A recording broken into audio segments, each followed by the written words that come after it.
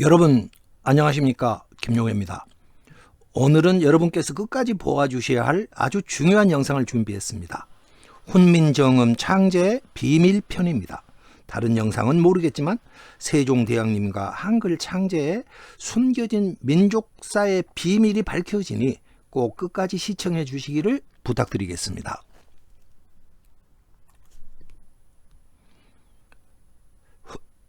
훈민정음은 1446년에 반포되었습니다. 훈민정음 해설서는 한자로 된 것과 한글로 된 것 두 가지가 있습니다. 한문으로 된 것은 해례본이라고 합니다. 해례본은 세종대왕님께서 훈민정음을 창제하실 때 직접 만드신 책입니다. 김용혜TV는 향과 문화로서 민족사의 진실을 추구하고자 하고 있습니다. 구독과 좋아요, 공유 부탁드리겠습니다. 후원도 부탁드립니다. 한글로 된 해설서도 있습니다. 세종대왕님의 둘째 아들 세조임금이 1459년에 만든 것입니다. 한문으로 된 해례본 서문은 국지어음 2호 중국 이렇게 시작됩니다. 영상에 붉은색 글씨가 되겠습니다. 세종대왕님께서 우리에게 하시는 말씀이십니다. 심장이 멎을 것과 같이 찬란하고 낭낭한 소리입니다.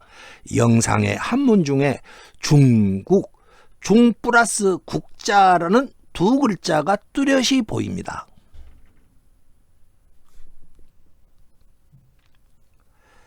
세조임금은 세종대왕의 둘째 아들이라고 했습니다.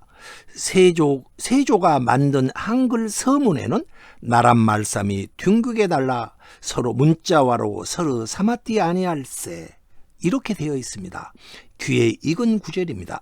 세종대왕께서 지으신 한문 서문을 한글로 풀어놓은 것입니다. 수많은 사람들이 이 구절을 암송하여 노래처럼 부르고 있습니다. 향가에는 많은 입은 쇠를 녹인다. 이러한 중구삭금의 법칙이라는 것이 있습니다. 온 나라 백성들이 부르다 보니, 수많은 사람들이 부르다 보니 우리의 뜻이 하늘에 계시는 세종대왕님께 감사하다는 우리의 뜻이 전해질 것입니다. 중국이라는 한자와 둥귀이라는 글자가 선명합니다.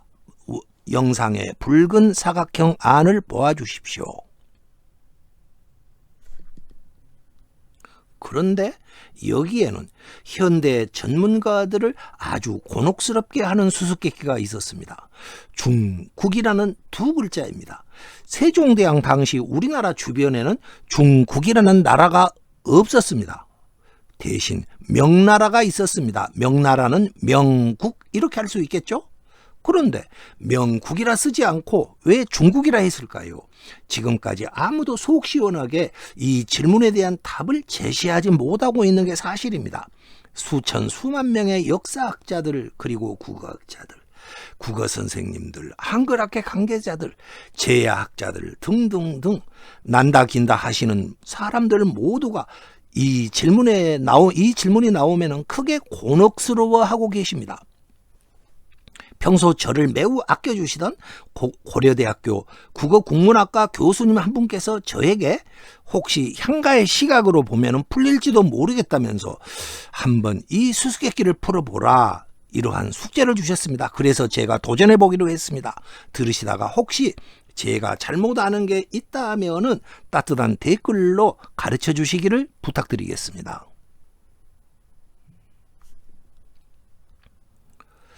중국 명나라의 화가 왕사신이라는 화가가 있습니다.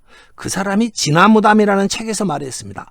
명나라를 세운 주원장이 명나라를 세웠습니다. 그 주원장이 나라를 세우면서 이 나라 이름을 정하고자 하였습니다. 처음에는 큰 대자 가운데 중자 그렇게 해서 대중 이렇게 이름을 정하고자 했다고 합니다. 그러나 나중에 주원장이 하늘에 기도를 하다가 큰 대자 플러스 밝을 명자 대명이라는 이름을 얻었다고 합니다. 그래서 명나라로 이름이 전해졌다고 합니다. 훈민정음 서문에 나오는 이 중국이라는 두 글자, 이것은 그렇다면 주원장이 버린 이름입니다. 그런데 나라의 국서에 버린 이름을 주워다가 썼다? 이 말이 됩니다. 이상하지 않습니까? 당연히 훈민정음 해대본에 나오는 중 플러스 국이라는 두 글자는 명 플러스 국, 명국으로 쓰여 있어야만 합니다. 국지어음 2호 명국, 나란 말씀이 명국에 달라, 이렇게 표기되었어야 할 것이라는 이야기입니다. 나라 이름이라는 것이 얼마나 중요합니까? 조금이라도 부정을 타면 안 됩니다. 그런데도 세종대왕님께서, 그 꼼꼼하신 세종대왕님께서 굳이 그 주원장이 버려버린 이름을 갖다가 여기 훈민정음 서문에다 쓰고 계셨습니다. 예를 들어 볼게요. 이성계가 고려를 무너뜨리고 나라 이름을 새로 지으면서 조선이라는 이름하고 자기 고향의 이름 화령, 이 두 가지를 놓고 고민하다가 이 두 개 중에서 조선이라는 이름을 사용하였습니다. 그래서 화령이라는 이름은 폐기되었습니다. 그런데 누가 우리나라를 부르면서 조선시대 때 ቁ끔스럽게 어디서 폐기된 이름을 찾아와가지고 화령이라고 부른다면은 기분이 어떻겠습니까? 조금 거시기하지 않겠습니까? 애가 아니죠. 버려버린 이름을 갖다가 화령, 화령의 임금님 이렇게 부른다면은 태조께서 기분이 좋으셨겠습니까? 당시 조선은 비록 겉으로나마 명나라에 대해서 4대라는 것을 막 시작하고 있었을 때였습니다. 그러한 조선이 국가 시책과 관련된 책을 공식적으로 발간하면서 4대국으로 형식적으로나마 모시고 있었던 명나라는 이름을 쓰지 않고 폐기된 이름 중국이라는 글자를 써둔 것입니다. 만일에 명나라에서 정색을 하고 시비를 걸어온다면은 그것을 담당했던 공무원은 목이 10개라도 부족할 것입니다. 명나라를 모욕했다고 그랬겠죠. 중국이라고 쓴 것이, 중 플러스 국이라고 쓴 것이 괜히 쓴 것이 아니다. 이 사실을 입증하는 중요한 증거가 있습니다. 이 영상에 주목해 주십시오. 이것은 세조 임금께서 만든 한글 설명서입니다. 훈민정음 언해본이라고 합니다. 언해본이라고 합니다. 이 책에 바로 이 안에 중국이 무엇을 뜻하는지 설명하고 있었습니다. 자, 거기 빨간 글씨를 보아주십시오. 제가 천천히 읽어드릴게요. 둥귀안, 중국은 그 말입니다. 둥귀안, 황제가 계신 나라이니까 우리나라 상담에, 우리나라 말로 한다면은 속칭 이 말이 되겠죠. 우리나라 상담에 강남이라 하나니라, 이렇게 써두었습니다. 이걸 요새 말로 한다면은 중국은 황제가 계신 곳이다, 속칭 강남이라 한다, 이런 말입니다. 수양대군 세조 임금께서 쓰신 글입니다. 과연 이 내용이 맞을까요? 한번 검토해 보기로 하시죠. 당시 중국의 이름은 명국이었고, 명 플러스 국이었고, 명국이었고, 수도는 북경 베이징에 있었습니다. 그때. 그런데 세조 임금께서 설명한다고 주석을 달아 놓으면서 나라 이름도 틀리게 써놓고 도읍의 위치도 틀리게 써놓았습니다. 그 당시 도읍이 조금 강남에 있기는커녕 북경에 있었거든요. 세조대왕님과 세조임금님께서 나라 이름이 명국이고 도읍이 북경, 베이징이라는 사실을 과연 몰랐을까요? 이것은 모를 수가 없는 이야기입니다.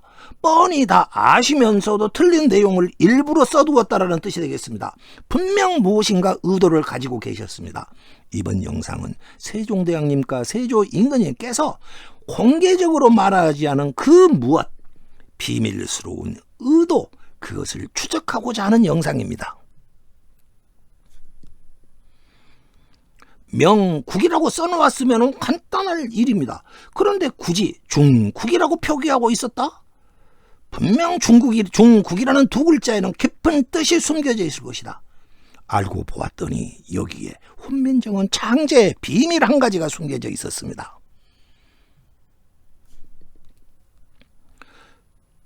충격적인 사실이 있었습니다. 여러분께서 아시다시피 저는 향가 연구가입니다. 향가의 시각으로 보니 중국이라고 써둔 이유를 눈치챌 수가 있었습니다. 향가를 모른다면 풀 수 없는 향가 창제의 비밀이 숨겨져 있었던 것입니다. 향가에는 가운데 중이라는 글자가 나오고 있습니다. 향가 내에서 가운데 중이라는 글자를 쓰고 있었다라는 말입니다. 향가에 나오는 가운데 중이라는 이 글자는 두토막을 내다 또는 죽다, 죽이다 이런 뜻으로 쓰이는 향언이었습니다. 향가에서 가운데 중이라는 글자는 향언으로 쓰이고 있는 글자입니다. 한두 글자도 아닙니다. 한두 번 나오는 것도 아닙니다. 향언이라는 것은 그럼 무엇이냐? 우리의 소원을 이루어 달라고 제천의식을 하면서 하늘에 고하는 말입니다. 향언이란 제천의식에 쓰이는 용어다. 소원을 말하면서 그것을 이루어 주십시오 하는 말이 바로 향언입니다. 그런데 이 중이 향가에서 향언으로 쓰이는 글이 중국이라는 그 두 글자 속에 앞에 떡하니 나오고 있는 것입니다.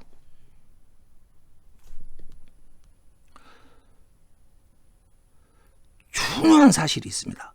향가를 연구하다 보면 공식 기록에는 없지만은 세종대왕님께서 향가의 표기법을 알고 계셨다는 정황이 매우 강력하게 나타나고 있습니다. 향가 표기법을 아셨다면 세종대왕님께서는 당연히 향언이라는 개념도 알고 계셨을 것입니다. 가운데 중, 이 가운데 중이라는 글자가 가운데라는 뜻 말고도 두토막 나게 해주세요, 이런 뜻을 가지고 있다라는 사실을 알고 계셨을 것이라는 말입니다. 이러한 정황을 종합해 보면 가운데 중이라는 이 글자를 세종대왕님께서는 향언으로 쓰고 계셨다라는 뜻이 됩니다. 중이라는 것은 다시 말씀드리지만 두 개로 갈라지게 해달라 이렇게 비는 향언입니다. 저는 이 사실을 깨달았을 때 그만 죽는 줄 알았습니다. 놀랍게도 중국이라는 두 글자 가운데 앞에 있는 중이라는 글자는 명나라가 두 개로 쪼개지거나 망하게 해주십시오라고 비는 비밀스러운 염원을 표기해둔 향언으로 쓰이고 있었던 것입니다.